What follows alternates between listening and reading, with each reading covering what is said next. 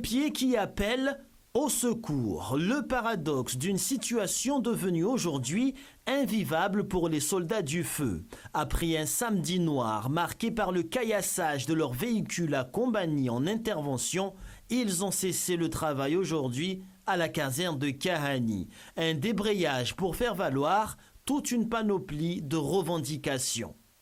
Ça fait déjà plusieurs jours que nous avons écrit à notre direction sur les conditions de vie au sein de cette caserne. Déjà, nous avons vu que très récemment, on a été attaqué par des voyous. Aujourd'hui, c'est les conditions de vie internes qui sont déplorables.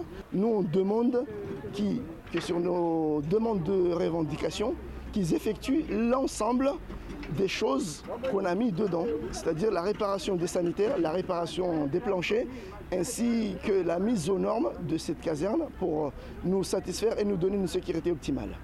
Des revendications qui ont fait l'objet de mesures fortes au niveau du service départemental d'incendie et de secours. Des engagements déjà pris afin d'améliorer la sécurité et le confort de la caserne de Kahani. À ce titre, le comité d'hygiène et de sécurité a été consulté le 25 juin dernier. Il y a un certain nombre de propositions qui ont été faites par le service. Les représentants du personnel ont souhaité qu'on y intègre un certain nombre des leurs, ce que la présidente du CHSCT a accepté bien volontiers. Et donc dès le lendemain du CHSCT, la présidente du conseil d'administration validait toutes ces mesures.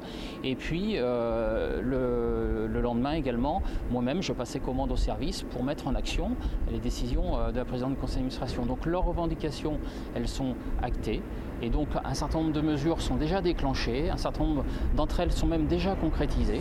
En somme, des revendications déjà prises en compte par le SDIS. Par ailleurs, la caserne des pompiers de Kahani sera prochainement détruite pour en reconstruire une nouvelle dans moins d'1 an.